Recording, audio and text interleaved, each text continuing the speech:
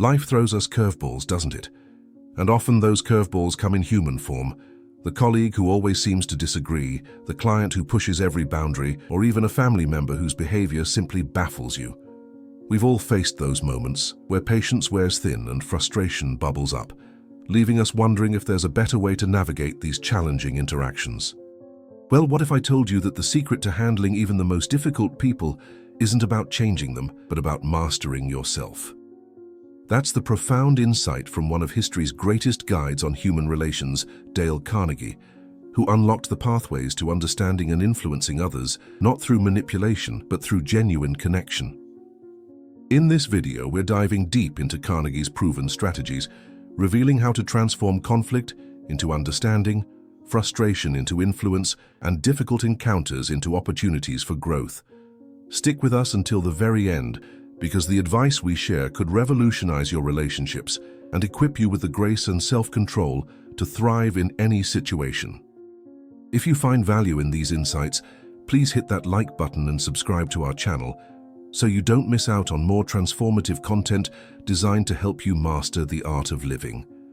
Types of difficult people. Before we delve into the specific techniques for navigating interactions with challenging individuals, it's absolutely essential to cultivate a foundational understanding of what precisely makes someone difficult in the first place. This isn't about labeling or pigeonholing individuals, but rather about recognizing patterns of behavior that can lead to friction and misunderstanding. People may exhibit difficult behaviors for a wide array of reasons, ranging from deeply ingrained personality traits to transient external pressures that influence their demeanor.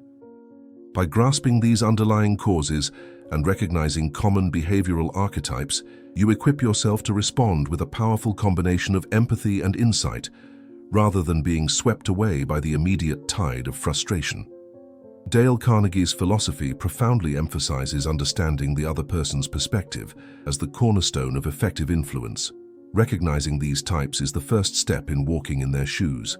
Difficult individuals manifest in myriad forms, each presenting a unique set of challenges. Consider, for instance, the perfectionist. This individual is characterized by an unwavering demand for exceptionally high standards, not only from themselves, but equally from everyone around them. While dedication to excellence can be admirable, the perfectionist's flaw often lies in their inability to tolerate anything less than flawless execution, leading to excessive criticism, micromanagement, and a perpetual state of dissatisfaction when their lofty expectations are not met. They may view any deviation as a personal affront or a sign of incompetence, making collaboration fraught with tension. Understanding that their rigidity often stems from an internal fear of failure or a deep-seated need for control can help you frame your responses with greater patience. Then there's the aggressive individual. This person uses confrontation, intimidation, or even overt hostility as their primary method of dealing with conflict or expressing their will. Their communication style is often direct, forceful, and can feel like an attack. They might interrupt frequently, raise their voice, or employ accusatory language. Their behavior can stem from a feeling of powerlessness that they attempt to overcompensate for, or a learned pattern of getting what they want through sheer force. Carnegie would advise against meeting aggression with aggression, suggesting instead that a calm, unwavering demeanor, coupled with a focus on their underlying needs rather than their combative style, is far more effective. The passive-aggressive personality presents a more subtle yet equally frustrating challenge. This individual skillfully avoids direct confrontation, often appearing agreeable on the surface, but expresses their anger, resentment, or resistance indirectly. This might manifest as sulking, deliberate procrastination, forgetting important tasks, or delivering backhanded compliments that mask thinly veiled criticism. Their behavior often stems from an inability or unwillingness to articulate their true feelings or needs directly, perhaps due to a fear of rejection or conflict. Dealing with them requires patience to unravel the unspoken message and an invitation for them to express themselves more openly without judgment. Next, we encounter the complainer. This person seems to be perpetually engulfed in a cloud of negativity, constantly criticizing aspects of their life, their work, or the world around them, often without offering any constructive solutions or taking initiative to improve the situation. Their complaints can range from trivial annoyances to profound grievances, and they can drain the energy from any room. Often their complaining is a bid for attention, a way to vent stress, or a subtle cry for validation and sympathy. Carnegie would suggest that simply agreeing or arguing is unproductive. Instead, a focus on acknowledging their feelings and subtly guiding them towards potential solutions, or simply listening without fueling the negativity, is more effective. Finally, there's the know-it-all. This individual dominates conversations, monopolizes discussions, and firmly believes they possess all the answers, often dismissing or shutting down others' opinions, insights, or contributions. Their behavior can stem from deep-seated insecurity, a need to prove their worth, or a genuine, albeit misguided belief in their own superior knowledge. They might interrupt, offer unsolicited advice, or speak with an air of absolute authority. To engage effectively with a know-it-all, one must learn to acknowledge their presumed expertise without necessarily capitulating, finding ways to introduce alternative perspectives gently or by posing questions that encourage a broader consideration of ideas. Understanding these distinct types is not about labeling people permanently, but about developing a refined sensitivity to their behavioral patterns. This recognition serves as a crucial compass, guiding you toward the most appropriate approach for managing your interaction with them. Each type, with its unique set of underlying emotional triggers and motivations, demands a specific, tailored set of techniques. By knowing the terrain, you are far better equipped to navigate it successfully, turning potential confrontations into opportunities for understanding and productive engagement, just as Carnegie advocated for deeply understanding the individual before attempting to influence them. Psychological drivers behind difficult behavior. Beyond merely identifying the outward manifestations of difficult behaviors, it is profoundly insightful and remarkably useful to delve into the underlying psychology of why people act in challenging ways. Often, and this is a critical point that Dale Carnegie emphasized repeatedly, difficult behavior is not intrinsically about you. It is far more frequently a complex reflection of that person's internal struggles, unresolved issues, or unmet fundamental human needs. By grasping these deeper psychological drivers, you can transcend the initial impulse of frustration or anger and approach the situation with a more profound sense of empathy, which in turn sets the stage for discovering solutions that are mutually beneficial. One of the most common and potent causes of difficult behavior is fear or insecurity. Many individuals act defensively, become aggressive, or withdraw because they feel threatened in some fundamental way. This threat might not be immediately obvious. It could relate to their position at work, their perceived competence, their self-esteem, or their ability to succeed in a given task or challenge. When people feel their status, their worth, or their control is jeopardized, they may lash out, become rigid, or try to dominate as a protective mechanism. They might be terrified of looking foolish, of failing, or of being judged. Carnegie's timeless advice, "Make the other person feel important," speaks directly to this. By helping someone feel secure and valued, you often disarm their defensive posture, making them far more amenable to cooperation. Acknowledging their contributions, praising their efforts, and validating their concerns can profoundly reduce their fear-driven behaviors. Another pervasive driver is stress and pressure. In our fast-paced, demanding world, people are often overwhelmed by their own responsibilities, anxieties, and the sheer volume of tasks on their plate. When individuals are operating under immense pressure, be it financial, professional, or personal, their capacity for patience, empathy, and clear communication can significantly diminish. They may become irritable, short-tempered, or lash out at others, not because they are intentionally malicious, but because their emotional resources are depleted. Their difficult behavior is a symptom of their own internal strain, a cry for relief or understanding. Recognizing this allows you to approach them not as an adversary, but as someone potentially struggling, and perhaps offer a moment of non-judgmental listening, which can surprisingly de-escalate tension. A powerful, yet often overlooked cause stems from unmet needs. Abraham Maslow's hierarchy of needs illustrates that humans are driven by a progression of fundamental requirements, from basic physiological sustenance to safety, belonging, esteem, and self-actualization. When a person's emotional or psychological needs, such as the need for respect, appreciation, control, attention, or validation, aren't being met, they might unconsciously act out in difficult ways to seek fulfillment. A demanding colleague might secretly yearn for recognition.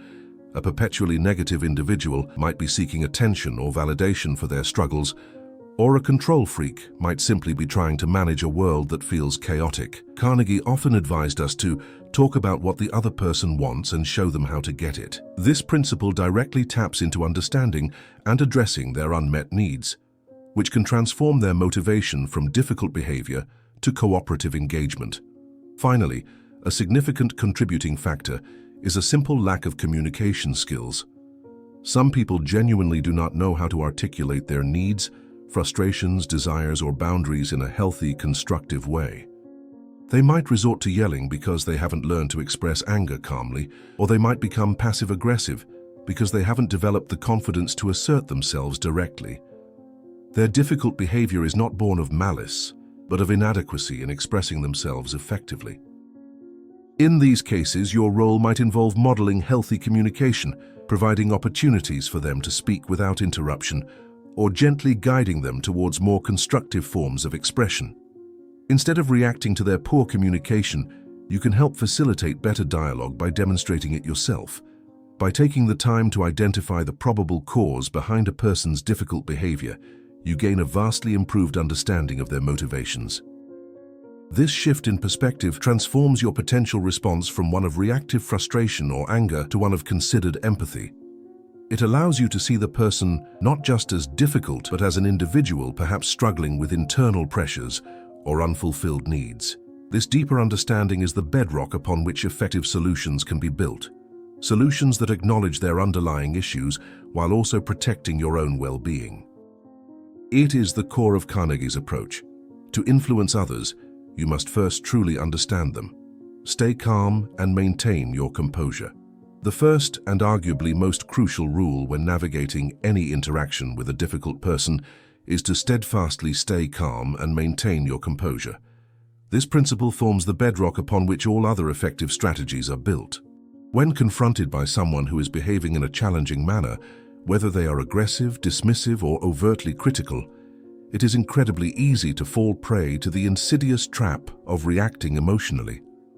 Your primal instincts might scream for a retaliatory response. You might feel triggered, personally insulted, or directly attacked by their behavior, making it feel almost impossibly difficult to remain composed. However, responding in an emotional, impulsive, or reactive manner only serves to dramatically escalate the situation, pouring gasoline onto an already smoldering fire. Dale Carnegie understood the profound power of emotional self-regulation, recognizing it as a prerequisite for any meaningful influence. The fundamental question then becomes, why is staying calm so critically important?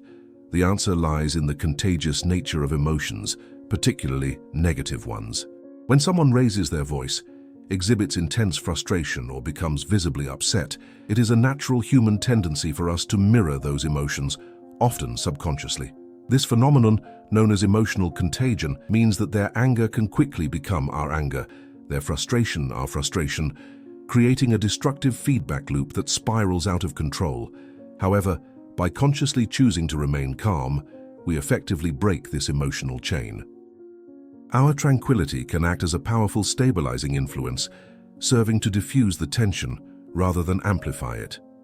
When one person in a heated exchange maintains their composure, it often creates an unexpected pause, a moment of cognitive dissonance for the other party, who may then find their own emotional intensity beginning to wane. As Dale Carnegie wisely pointed out in his revolutionary insights, when dealing with people, remember you are not dealing with creatures of logic, but creatures of emotion. This profound observation underscores why logic alone, delivered in a heated or reactive state, will seldom resolve the issue. People's emotions often need to be acknowledged, respected, and given space before they can even begin to process the situation logically. If someone feels unheard, disrespected, or emotionally dismissed, no amount of rational argument will penetrate their emotional defenses. Staying calm allows you to approach the conversation with unparalleled clarity and insightful judgment, rather than reacting impulsively in a way you might later regret. It creates an opening for a more reasoned discussion once the emotional storm has passed. So how does one effectively cultivate and maintain this invaluable state of calm when faced with provocation? The techniques are straightforward, yet require conscious practice. Firstly, take deep breaths. If you feel yourself becoming overwhelmed, your heart rate quickening or your temper flaring, pause for a moment and consciously take a few slow, deep breaths. Inhale deeply through your nose, hold for a few seconds, and exhale slowly through your mouth.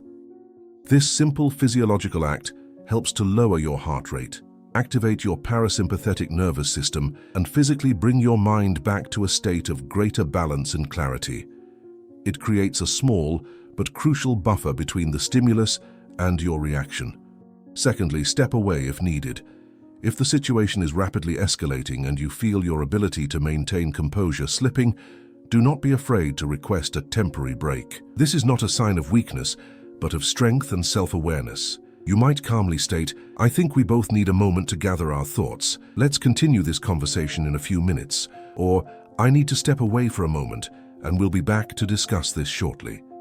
This allows both parties to cool down, process their emotions, and return to the discussion with a refreshed perspective, reducing the likelihood of saying or doing something irreversible in the heat of the moment. Lastly, a classic yet remarkably effective technique is to simply count to 10 or even 20 before responding. This deceptively simple method works by providing a crucial pause.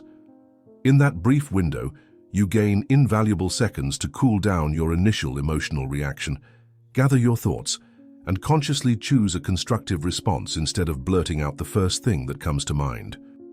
This brief interval allows your prefrontal cortex, the rational part of your brain, to re-engage, overriding the impulsive reactions of your amygdala. It gives you the power to think before you speak, ensuring your words are deliberate and purposeful, rather than emotionally charged and regrettable. By mastering these techniques, you not only preserve your own emotional well-being, but also create the optimal conditions for resolving difficult interactions productively, embodying Carnegie's emphasis on self-mastery as a prerequisite for influencing others. Listen actively and empathetically.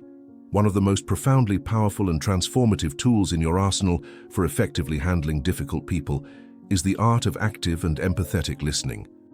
In countless situations, individuals become difficult not out of malice, but because they harbor a deep-seated feeling of being unheard, misunderstood, or dismissed. The simple yet profound act of truly listening to someone, listening without interrupting, without mentally formulating your rebuttal, and without prematurely forming a judgment while they are speaking, can have an extraordinary and immediate positive impact on how the entire interaction unfolds. Dale Carnegie repeatedly emphasized the human need to feel important and understood. Active listening is the direct pathway to fulfilling that need. Consider why active listening is so critically important. When we engage in active listening, we are sending a powerful nonverbal message to the other person.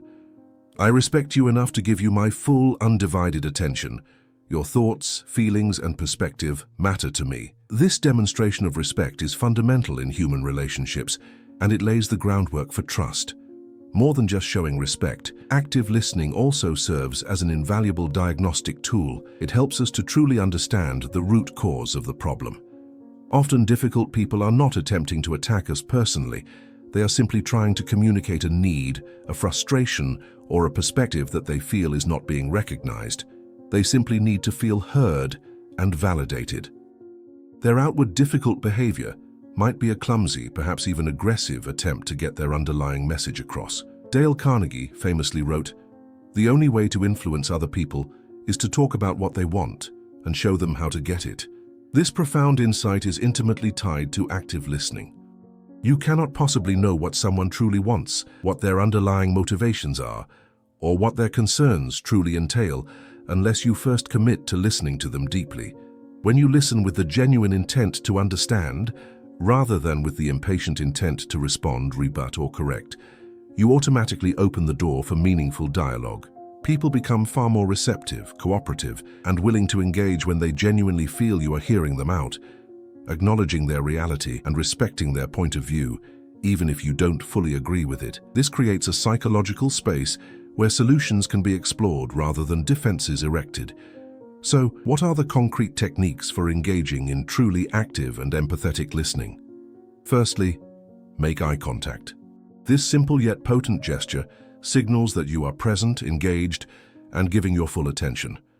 It conveys sincerity and focuses your own mind on the speaker. Of course, this should be culturally sensitive and natural, avoiding an overly intense stare, but a consistent, respectful gaze is invaluable. Secondly, nod and acknowledge. Occasionally nodding your head or offering small non-committal verbal cues such as "I see," "I understand," "go on," or serves as a continuous feedback loop. These signals reassure the speaker that you are following their narrative, processing their words, and are still with them in the conversation. They encourage the speaker to continue, knowing they have your attention. Thirdly, and crucially, paraphrase what they say. This technique involves restating the other person's point in your own words. For example, you might say, "So what I hear you saying is that you're feeling overwhelmed by the project deadline and the lack of resources. Is that right?" Or, "If I understand correctly, your primary concern is about the potential impact on your team, not the change itself." This demonstrates unequivocally that you have not only heard their words, but have also grasped their meaning. It allows them to correct any misunderstandings, ensuring that you are both operating from a shared understanding. This also validates their feelings and thoughts, making them feel truly understood. Fourthly, ask clarifying questions. Don't assume you fully understand. If something is unclear or you want to delve deeper, ask open-ended questions that invite further explanation. For example, could you elaborate on what you mean by unfair, or what specific aspects of the proposal are causing you the most concern? These questions should be genuinely inquisitive, not accusatory or designed to trap them. Finally, and this aligns directly with Carnegie's principles, resist the urge to interrupt or offer immediate solutions. Allow the person to fully express themselves, to vent, to articulate their entire thought or feeling without being cut off. Often, people just need to get things off their chest. Once they feel truly heard, their emotional intensity often subsides, and they become far more receptive to collaborative problem-solving. By mastering these techniques, you not only de-escalate tension and build stronger connections, but also gain invaluable insights into the other person's perspective, which is the ultimate key to influence and resolution. Avoid the urge to criticize or blame. It is an almost instinctual human tendency, particularly when dealing with frustrating or challenging behavior, to immediately criticize or assign blame. The urge to point out flaws, highlight mistakes, or prove the other person wrong can be incredibly tempting. However, this approach, while emotionally satisfying in the short term, is rarely effective in resolving conflict or fostering productive relationships. In fact, it typically leads to an immediate and strong defensive reaction, which only serves to fuel further conflict and erect impenetrable barriers to communication. Dale Carnegie emphatically argued against this natural inclination, emphasizing that any fool can criticize, condemn, and complain, and most fools do. His profound insight was that true leadership and influence stem from understanding and encouragement, not from judgment and reproach. So why does criticism consistently fail to achieve desired outcomes? The primary reason is that criticism inherently makes people feel attacked. When an individual feels personally assailed, their brain's ancient defense mechanisms kick into high gear. They don't hear your message, they hear a threat. Their mental energy shifts from processing information or considering a different perspective to self-preservation. This defensive mode makes them more resistant to change, less open to negotiation, and ultimately more entrenched in their current behavior or viewpoint. Instead of inspiring cooperation, criticism often breeds resentment, humiliation, and a desire for retaliation. It forces the person into a corner, leaving them with no dignified way out other than to fight back or shut down completely. The goal in any difficult interaction should not be to win an argument, to prove that the other person is unequivocally wrong, or to exact some form of intellectual or emotional victory. The authentic and productive goal should always be to reach a resolution that benefits both parties, a win-win scenario, or at the very least, a path forward that minimizes harm and maximizes understanding. Instead of criticism, Carnegie advocated for the power of constructive feedback. This approach fundamentally shifts the focus from fault-finding to solution-oriented growth. Constructive feedback is not about tearing someone down, but about building them up by guiding them towards better outcomes. It focuses on the specific behavior that needs to change, rather than launching an attack on the person's character or intelligence. It separates the action from the individual. Consider a common scenario. Instead of saying, "You always interrupt me and it's incredibly rude and disrespectful," a statement that is accusatory, generalized, always, and judgmental, a more constructive approach would be, "I'd appreciate it if you could give me a moment to finish before responding, so I can fully explain my point." Notice the profound difference in phrasing. The latter statement focuses on your need and the desired behavior. "Give me a moment to finish," rather than labeling the person or their entire conduct. It uses I statements, "I'd appreciate it, so I can fully explain," which shifts the focus from blame to your experience and needs. This reframes the conversation from an adversarial confrontation into a collaborative one. By avoiding accusatory language and focusing on a specific, actionable behavior, you make it significantly easier for the person to hear your concerns without feeling personally attacked or humiliated. They are more likely to respond with understanding and a willingness to adjust rather than defensiveness and resistance. Furthermore, constructive feedback often incorporates a recognition of the positive aspects of the individual or situation, even amidst the problematic behavior. Carnegie taught the importance of beginning with praise and honest appreciation. If possible, start by acknowledging something positive before gently addressing the area for improvement. For example, "I really value your enthusiasm and quick thinking, and I'd appreciate it if you could give me a moment to finish my thoughts before jumping in. That would help ensure we cover everything." This approach softens the message, demonstrates your respect, and makes the person far more receptive to what you have to say. By consistently avoiding the urge to criticize and instead mastering the art of constructive feedback, you transform difficult interactions from battlegrounds into opportunities for mutual growth, understanding, and stronger, more respectful relationships, aligning perfectly with Carnegie's core tenets of genuine influence.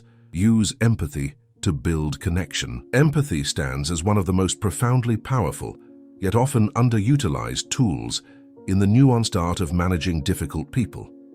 Far more than mere sympathy, empathy is the profound ability to understand and share the feelings of another person, to literally put yourself in their shoes and perceive the world from their unique vantage point. When you approach a difficult person with genuine empathy, a remarkable shift occurs. You begin to understand why they are behaving the way they are, recognizing the potential fears, insecurities, unmet needs, or external pressures that drive their actions. This understanding, in turn, equips you to respond in a far more thoughtful, strategic, and ultimately effective manner, transforming potential conflict into an opportunity for connection. Dale Carnegie's entire philosophy hinges on the concept of genuinely understanding the other person's perspective. Empathy is the very mechanism through which this understanding is achieved. So, why does empathy work so powerfully? The answer lies in fundamental human psychology. People who feel understood are significantly more likely to be receptive to you. When individuals perceive that you genuinely grasp their emotional state, their concerns, and their perspective, even if you don't necessarily agree with it, a vital bond of trust and understanding begins to form. This bond is absolutely crucial, especially when dealing with someone who might be defensive, argumentative, or seemingly unreasonable. Their difficult behavior often stems from a feeling of isolation, misunderstanding, or a deep-seated need for their feelings to be acknowledged. By extending empathy, you validate their experience, which disarms their defenses and opens a pathway for more constructive engagement. It signals that you are not there to judge, but to connect. Carnegie himself championed the idea of looking at things from the other person's point of view as a cornerstone of influence. Empathy is the practical application of this principle. It transcends mere words and taps into the emotional core of human interaction. When someone feels seen and heard at an emotional level, their need to defend or attack often diminishes, making them more amenable to listening to your perspective or collaborating on a solution. It moves the interaction from an adversarial us versus them dynamic to a more collaborative we dynamic where mutual understanding can flourish. How then can one effectively use empathy in practice, particularly when dealing with challenging individuals? Firstly, acknowledge their feelings. This doesn't mean you have to agree with their actions or their perspective, but simply that you recognize and validate their emotional state.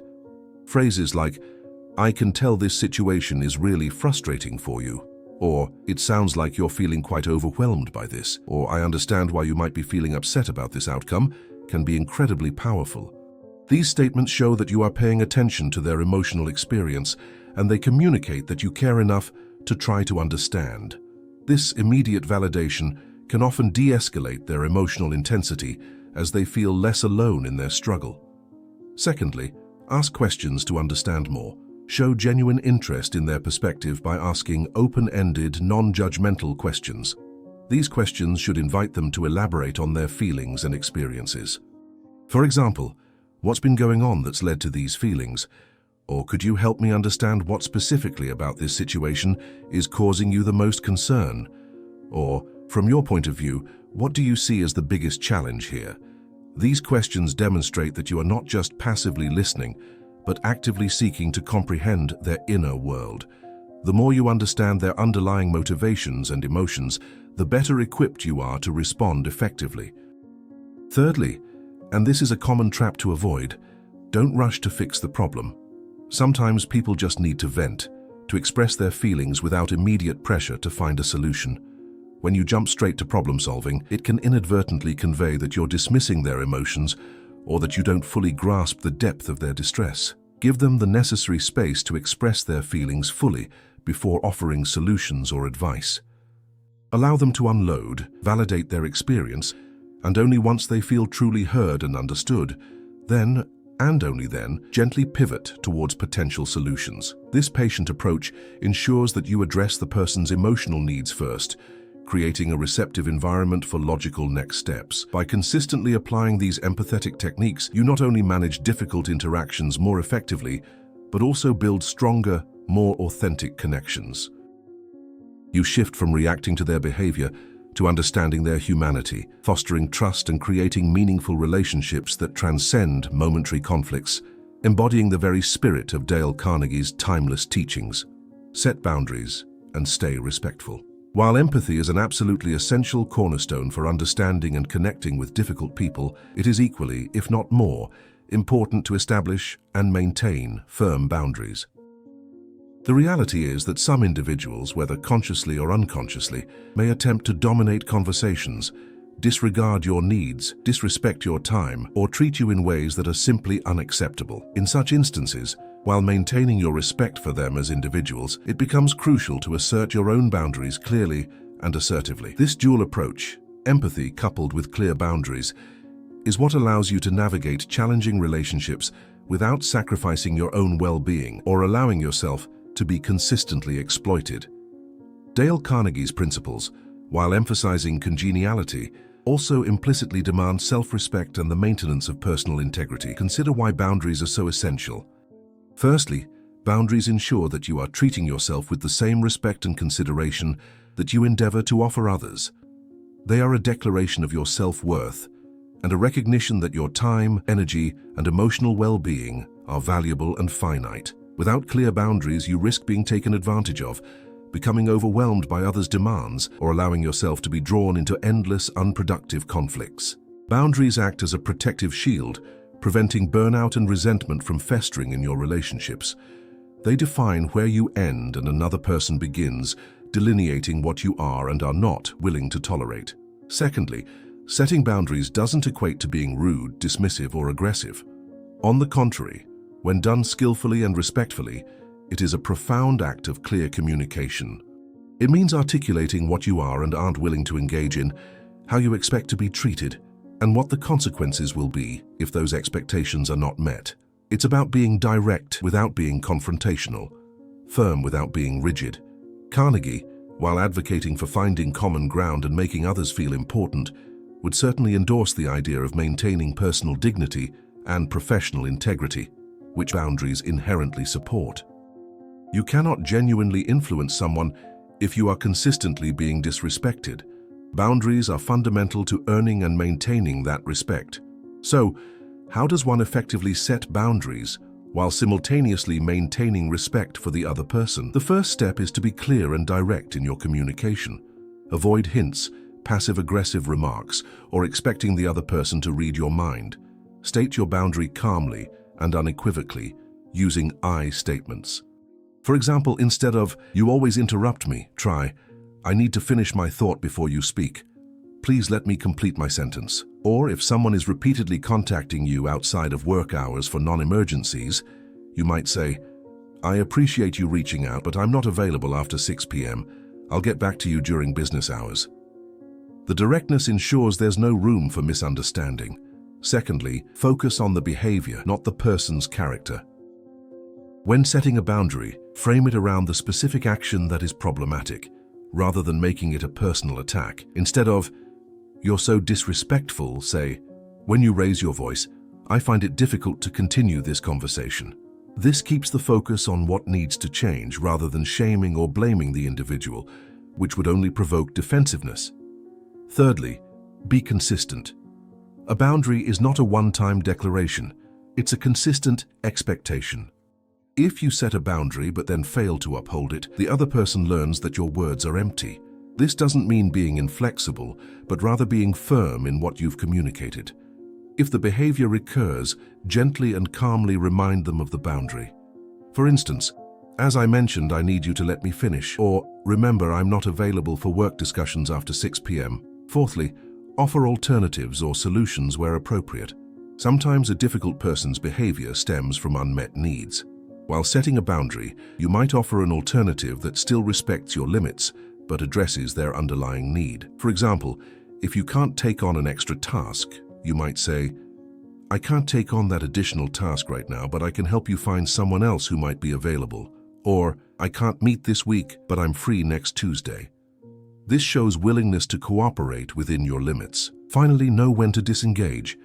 If a person consistently disrespects your boundaries, despite your clear and respectful communication, you may need to limit your interactions or, in severe cases, disengage from the relationship. This is the ultimate act of self-preservation and a recognition that some individuals are unwilling or unable to respect reasonable limits. By skillfully integrating empathy with clear boundary setting, you empower yourself to navigate challenging relationships with integrity, protect your well-being, and foster an environment where mutual respect can truly flourish. This balance is key to not only surviving difficult interactions, but thriving in all your relationships, embodying a holistic approach to influence that Dale Carnegie would certainly endorse. Assertive communication. Building upon the foundation of setting clear boundaries, assertive communication emerges as a vital skill for effectively managing interactions with difficult people. Assertiveness is the ability to express your thoughts, feelings, and needs directly, honestly, and appropriately, while simultaneously respecting the rights and feelings of others. It is a crucial middle ground, a powerful alternative to both passive behavior, where your needs are ignored, and aggressive behavior, where others' rights are violated. Dale Carnegie's entire philosophy is steeped in the idea of influencing others through understanding and respect. Assertive communication is the active voice of that respect, ensuring your own voice is heard clearly without resorting to manipulation or confrontation. At its core, assertive communication demands clarity and directness. It means choosing your words carefully and ensuring your message is unambiguous and easily understandable by others. Ambiguity, or passive phrasing, often leaves room for misinterpretation or dismissal, allowing difficult behaviors to persist. An assertive individual knows what they want to convey and delivers it without beating around the bush, yet without being abrasive. This directness, when coupled with respect, builds trust and minimizes confusion, which are often at the root of interpersonal conflicts. The power of assertive communication lies in its I statements. Instead of accusing or blaming, which triggers defensiveness, assertive language focuses on your own experience, feelings, and needs. For instance, rather than saying, "You're being unreasonable," an assertive statement would be, "I feel frustrated when we can't agree on a solution." Or instead of, "You never listen to me," try, "I need to share my perspective on this, and I would appreciate your full attention for a moment." This shift in focus from the other person's perceived fault to your own internal state makes the message far less threatening and far more likely to be heard. It takes the you out of the accusation and puts the focus on I, which you have control over. Assertive communication also involves active listening and validation before presenting your own point. Before stating your position, you might first acknowledge the other person's viewpoint, demonstrating that you have heard them. "I understand your concern about the timeline," you might begin, "and I also need to ensure that our team has the resources to deliver quality work." This approach, reflective of Carnegie's emphasis on understanding, creates a bridge for your own message, making the other person more receptive. It shows that you value their perspective, even if you are about to present a differing one. Furthermore, being assertive means being able to say no effectively and gracefully. Many people struggle with declining requests, leading to resentment and being overwhelmed. Assertive no statements are direct but not harsh. They might involve a brief, honest explanation without excessive apologies or justifications. For example, "I appreciate you thinking of me for that project, but I'm fully committed right now and wouldn't be able to give it the attention it deserves," or "I can't make that meeting work with my schedule today, but I'm happy to provide my input beforehand." This respects both your time and the other person's request, while clearly delineating your limits. Another key component is maintaining composure and a calm demeanor, even when discussing contentious issues. Your tone of voice, body language, and facial expressions are as important as your words. A calm, steady voice, direct eye contact, and open body language reinforce your message of sincerity and control, signaling that you are expressing a considered position, not an emotional outburst. This non-verbal congruence is critical for your message to be taken seriously and respectfully. Finally, assertive communication involves being prepared for various responses. Not everyone will react positively to your assertiveness, especially if they are accustomed to your being passive or aggressive. Some difficult people may initially escalate their behavior to test your boundaries. It's crucial to remain firm and consistent, reiterating your message calmly if necessary. The goal isn't to control their reaction, but to control your own communication and behavior, ensuring you've clearly expressed your needs and expectations. By integrating assertive communication into your interactions, you move beyond merely reacting to difficult people. You proactively shape the dialogue, ensuring your voice is heard, your boundaries are respected, and your needs are met, all while maintaining the dignity and respect that Dale Carnegie taught are essential for truly influencing others and fostering healthy, productive relationships. Conflict resolution. Moving beyond merely managing individual difficult interactions, the broader concept of conflict resolution offers a comprehensive framework for transforming disputes into opportunities for growth and stronger relationships.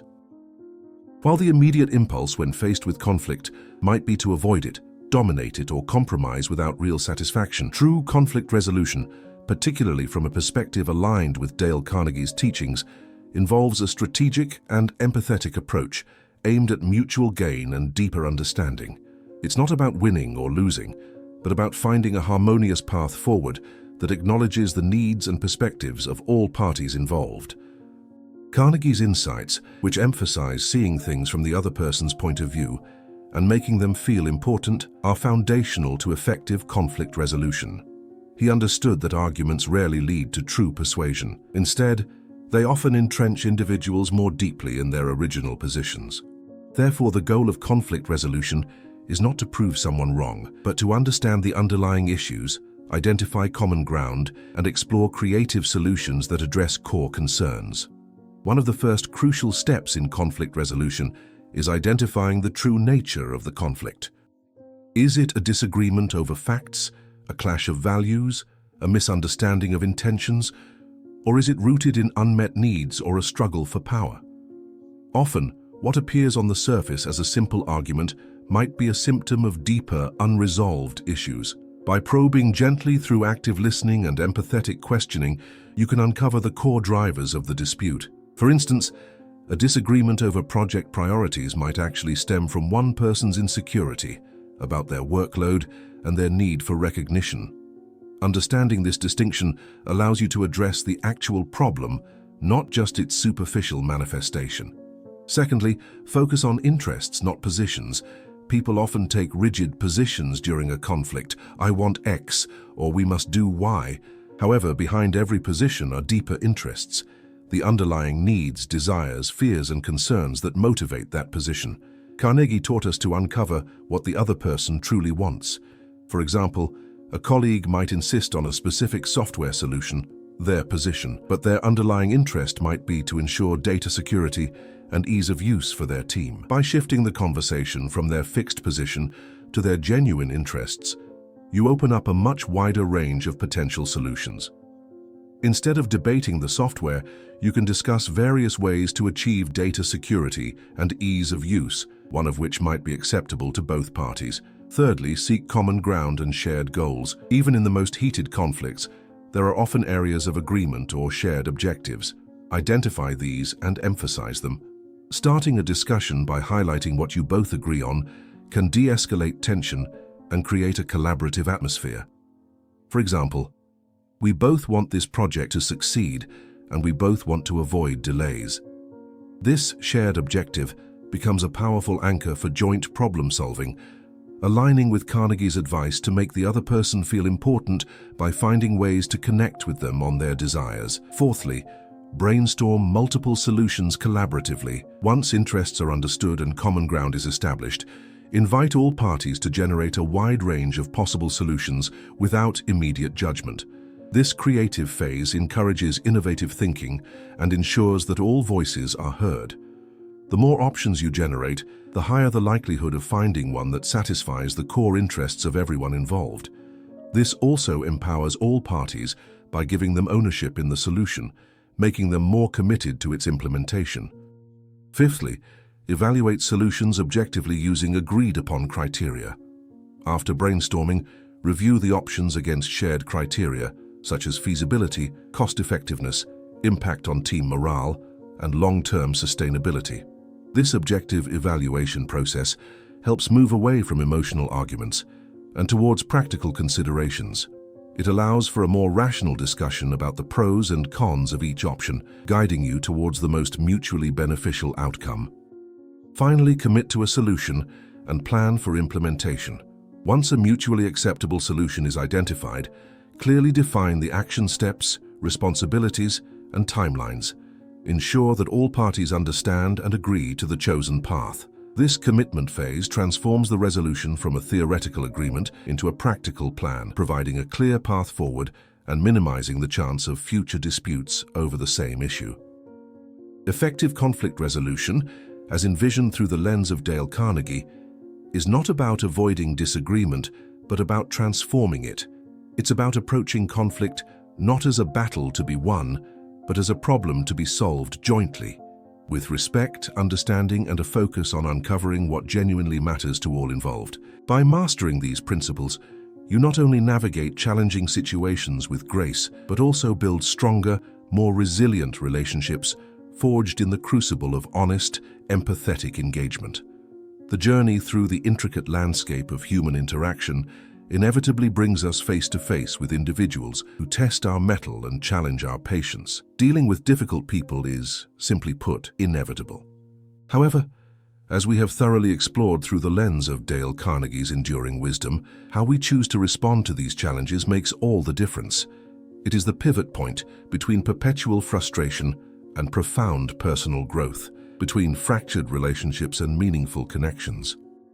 The strategies we have outlined here are far more than mere techniques for conflict management. They are foundational principles for building stronger, more resilient relationships and for maintaining our own emotional balance amidst life's inevitable turbulences.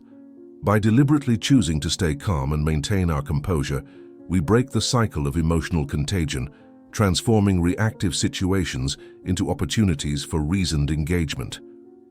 By listening actively and empathetically, we demonstrate profound respect, uncover underlying needs, and create a vital bond of understanding that disarms defensiveness. By avoiding the urge to criticize or blame, we foster an environment of collaboration rather than confrontation, guiding conversations towards constructive solutions. By skillfully employing empathy to build connection, we transcend superficial disagreements to truly grasp the other person's perspective, validating their feelings and fostering a sense of being heard. And by courageously yet respectfully setting boundaries, coupled with assertive communication, we protect our own well-being while clearly articulating our needs, ensuring that respect flows in both directions. Finally, By approaching conflict resolution with a mindset of mutual gain, we transform disputes into opportunities for creative problem-solving and deeper understanding. Remember this profound truth. The ultimate goal is not about changing others. That is a task largely beyond our control and often leads to endless frustration. Instead, the true mastery lies in managing our own responses.